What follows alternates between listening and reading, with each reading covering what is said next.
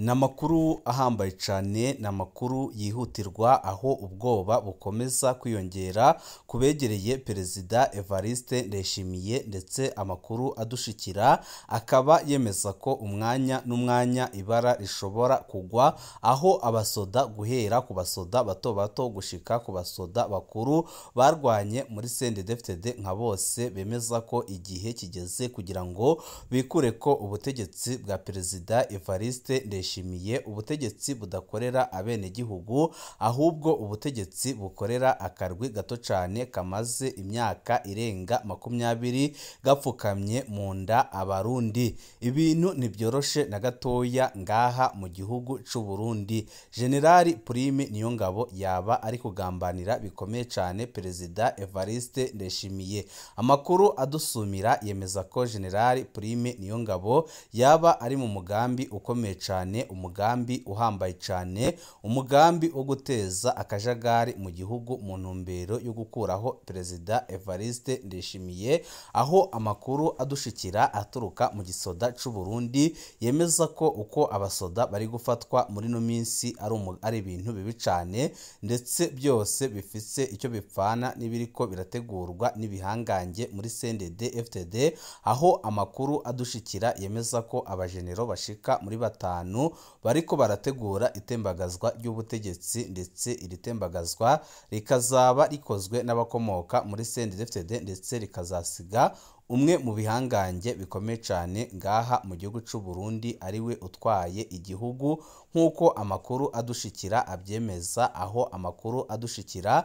yemeza ko CNDD-FDD bamaze kubona ko Ndayishimiye ubwe abamaramaza, ndetse abakomeye mu mugambwe bakaba bavuga ko batagize impinduka bazana mu gihugu, byanze bikunze impinduka zazanwa n'abarundi ubwabo, kandi ibishobora gukwegera abategetsi nka bose bakomoka muri CNDD-FDD, kuko bavuga ko bashobora guhita bashyirwa imbere y'ubutungane. Akaba ariyo mpamvu biyemeje gukora ibishoboka byose kugira ngo bigizeyo Perezida Evariste Ndayishimiye, ndetse amakuru adushikira akaba yemeza ko uwo mugambi ugeze kure, ndetse na Ndayishimiye abizi, akaba ariyo mpamvu yatanguye kurungika bamwe bo mu muryango we hanze y'igihugu, ndetse amakuru adushikira akaba yamaze no kwaka ubuhungiro muri Guinea, aho amakuru adushikira yemeza ko Guinea yamaze kwemerera ubuhungiro Perezida Evariste Ndayishimiye. Tabigaruka ko mwidonido rya makuru turaza no kugaruka ku nama Generali Prime Niyongabo yaraye agirishije abasoda, aho yababwiye ibintu bikomeye cyane, ndetse akaba yishuye ibibazo bitandukanye bimaze iminsi bigaragazwa n'abasoda, aho amakuru adushikira yemeza ko ari Perezida Evariste Ndayishimiye wamutumye kugira ngo ajye kuganira n'abasoda mu gihugu hose ajyanye n'umushiranganje wo kwivuna abansi Chantal Nijimbere, aho benshi mu basoda bemeza ko naho bafise umushiranganje ariko ko amategeko yose atangwa na General Prime Niyongabo, ndetse n'amakuru adushikira akaba yemeza ko mu bashaka guhirika ubutegetsi Prime Niyongabo ari kwisonga. Ni byinshi twabateguriye tugira ngo tubashikirize, wecu busabwa nta kindi, niba ukunda amakuru n'ibiganiro tudahwema gucisha kuno muyoboro wa YouTube Shiramatsiko TV, ukaba utarabyonda kuri sabone byonda ko kugira ngo ko dushize ko amakuru n'ibiganiro bene nk'ibi ujye uba mbere mu gushikirwa nabyo. Inyishu za General Prime Niyongabo ku bibazo abasirikare bamaze iminsi bacisha kuri nombonesha kuri ya YouTube Shiramatsiko TV ibashikiriza amakuru n'ibiganiro utaronka ahandi. Nk'uko kwabibahaye mu nkuru y'ejo, Perezida Ndayishimiye aratewe umutima uhagaze n'ibibazo abasirikare bamaze iminsi bacisha kuri nombonesha kure yanyu Shiramatsiko TV. Ni nayo mpamvu yategetse umushiranganje wo kwivuna abansi Marie Chantal Nijimbere bene umukuru w'igisoda General Prime Niyongabo kugendera abasirikare mu gihugu cyose bakishura ku myidogo y'abasoda. Hirya y'ejo igenekerezo rya 30 ukwezi kw'icumi 2025 bari mu ikambi ku Muzinda, General Prime Niyongabo yatanguye asaba abasirikare kudasubira ukurikirana ibica hano kuri uno muyoboro wa YouTube Shiramatsiko TV ngo dufise intumbero gusambura igisoda c'u Burundi, ariko ibibazo byose twashize ahabona yarabyishuye ko ndetse atanga n'ibimenyetso by'uko akurikira runo rubuga, bimwe aranagerageza kubitorera umuti, ibindi aba nk'uwikurayo. Biratangaje ko umuntu abanza gutuka aho ubutumwa bwaciye ariko akerekana ko ibyavuzwe harimwo ibifise ishingiro. Abatwara Uburundi uno munsi niko babaye, tubafate uko bari ndetse tubafate uko bameze. Igihambaye nuko bishika umunyagihugu akaronka inyishu. Ngibi ibibazo bikuru bikuru abasoda badutumye. General Niyombare yishuye ko mu nama yo muri kampo Muzinda ikibazo c'imfungurwa z'abasirikare zibwa. Abasoda baradutumye gushira ahabona ko hari amafaranga yongerejwe yo kubafungurira neza, ariko bakavuga ko aya mafaranga aherera mu mifuko y'abatwara amakambi. Abasoda bagasanga nta cahindutse mu kungene bafungura. General Niyongabo aravuga ko buno butumwa yabubonye mbere aca ava ngaho atanze itegeko ku bakuru b'amakambi. Yagize ati la commande de bataillon ndabategetse kwirikirana rasiyo y'abasoda ko ibashikira. Shiraho komite y'abantu 5 bavuye mu kategori yose bajejwe kwakira no gusinyira ibije muri registre, hanyuma abagiriye inspection bategerezwa kubanza kuraba registre ukungene rasiyo yagiye iraza, hama baje no mu bubiko barabe ibyashitseyo n'ukungene bihabwa abasoda. Iyi ni intambwe ikomeye kuko abasirikare barimwo aba ofisiye n'aba asu ofisiye n'abasoda batoye bazoba basangiye komite icunga mu ikambi ko ibigenewe abasoda byose bibashikira. Ikibazo c'amafaranga ya Somalia, abasirikare bavuga ko haciye igihe kinini bavuye muri Somalia ariko amafaranga bakoreye akaba ataraboneka. Hari amabatayo ashika 10 yakoreye Somalia yemeza ko ataronse udufaranga twabo.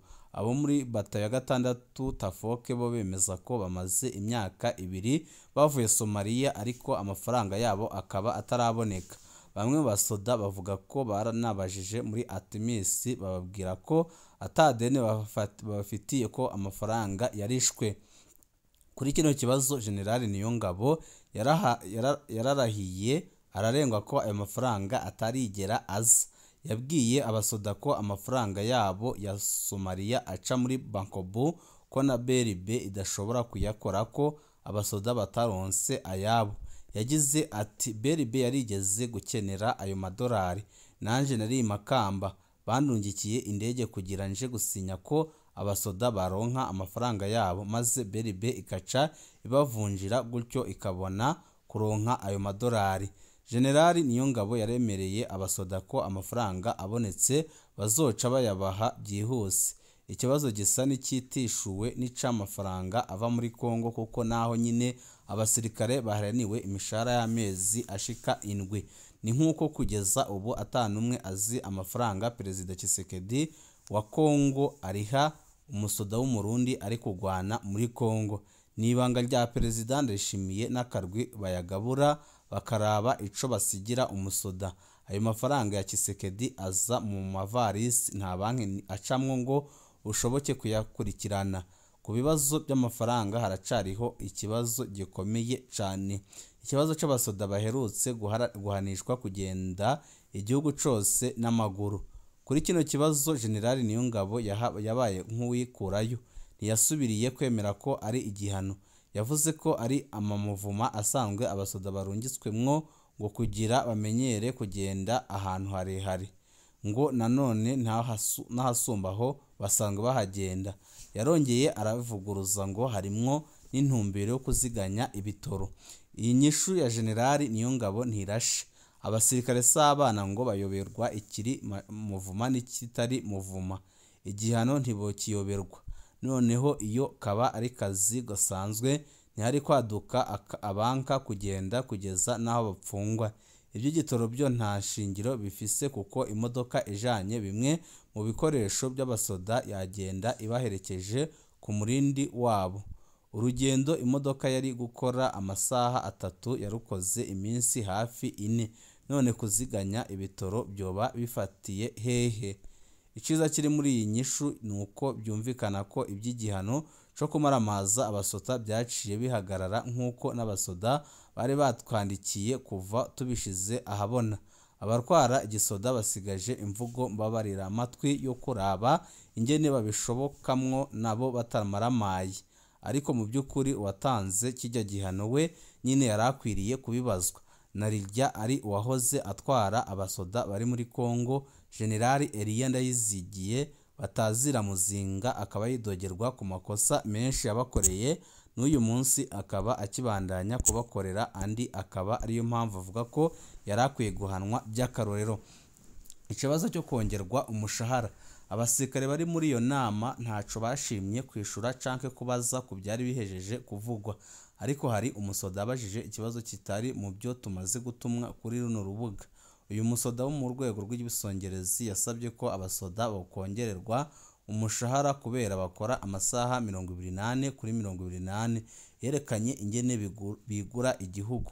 General Niyongabo yamwishuye ko atawo kubahuka gushira ico kibazo umukuru w'igihugu, kubera abasoda aribo baherutse kongerwa amafaranga mu gihe abandi bakozi ba leta batongewe. Prime Niyongabo avuga ko bitotahurika ko abasoda bongerwa kabiri abandi bakoze batongewe. Yagize ati ahubwo nari nzi ko muza kuntuma ngo nje kumubwira ko mwashimye ko mwongewe. Marie Chantal Nijimbere kubyo General avuze ntaco mfise nongerako. Mu bisanzwe uwugirisha iyo nama yari umushiranganje wo kwivuna abansi Marie Chantal Nijimbere. General Prime Niyongabo yavuze ko ibyo we yariko arashikiriza byari komanseri zisanzwe, ariko ko ijambo ryari ry'umushiranganje ko we ashobora kuba afise ukwiwe abyishura. Niho Marie Chantal Nijimbere yafata ijambo.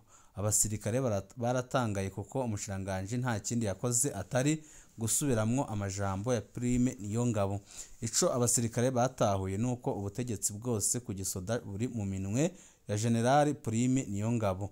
Umushiranganje we asa n'imperekeza gusa, ariko si bishasha kuva General Posiye Gaciye ubwenge avuyeho abashiranganje bose bakurikiye Emmanuel Ntawamvukiye na Ale Tribert Mutabazi bagumye bahabwa amategeko na General Prime Niyongabo. Hari ijambo General Prime Niyongabo yavuze ritangaje ngo yiteze ko atamusirikare yanditse burya butumwa bwaciye kuri nombonesha kure yacu, ariko ubutumwa bwose akabwishura ko nk'ikibazo c'abasirikare. None ibi byo byavuye mu nama yibaza ko dupfumura tukaca tubimenya. Nimba adakeneye ko abasoda bacisha ibibazo byabo hano, nahagarikiye kubarya umutima bisanzure hanyuma bamubwize ukuri ikiri ku mutima wabo. Ahandi ho azoguma akora inama atanumwe abaza ikibazo. Yamibaza ngo bamutahuye kumbure ahave asanga ntabatakimwumvira. Uru rubuga Shiramatsiko TV na Fokode byo ntibizohagarika kuba ijwi ry'abanyagihugu bose, harimo n'ingabo z'igihugu zikora amanywa n'umurango kugira ngo zitunganirize abarundi babayeho mu mwidegembyo. Ngiyi inama General Prime yagirishije abasirikare, ariko igiteye ubwoba nuko aba basirikare bose naho yabagirishije inama, ariko ibintu bibandanya gufata undi murindi ukomeye cyane. Amakuru dukura mu ntwazangabo ndetse n'abasoda bato aremeza ko General Prime Niyongabo ari mu mugambi karundura wo guhirika ubutegetsi bwa Perezida Evariste Ndayishimiye. Ibi byose akaba ari kubifashwamo n'ibindi bihangange, aho babanje gukora ibishoboka byose kugira ngo abarundi babone ko Ndayishimiye atakamaro abafisiye, ndetse babone ko ataho ashobora gushikana igihugu. Amakuru menshi akaba yemeza ko umwanya n'umwanya mushobora kumva ibintu bidasanzwe ngaha mu gihugu cy'u Burundi, aho Ndayishimiye ashobora gutembagazwa ku butegetsi nk'uko amakuru amaze iminsi avugwa abyemeza, ndetse n'abakora ku kirimba cy'umukuru w'igihugu bakaba bemeza ko ubwoba ari bwose, ndetse Angeline akaba yaramaze gupakira ko umwanya n'umwanya ashobora guhita ahunga igihugu akajya hanze igihugu, kuko igihe kudeta yaba ibaye mu gihugu byanze bikunze Angeline aramutse akiri mu gihugu arashobora guhura n'ingorane zikomeye cyane, kuko abarundi bararahiye bararengwa bavuga ko bagomba kumushengeza imbere y'ubutungane we na Ndayishimiye, aho amakuru adushikira yemeza ko abasendefd badakina bashaka kumukura ku butegetsi, amaze bagashiraho undi musendefd w'injyamunyu, umwe uvuga ijambo ashobora gusubiramo kandi umwe ushobora gushira ibintu mu ngiro. Icyo dukora ni ugutohoza amakuru, twamenya amakuru atandukanye tukabashikiriza tunyuze kuno muyoboro wa YouTube Shiramatsiko TV, nitumenya bishasha bijanye n'umugambi uhari wo guhereka ubutegetsi bwa Ndayishimiye turaza kugaruka tubibahe, tubabwire uko ibintu byose byifashe. Ibihe byiza nibyo ndabipfurije.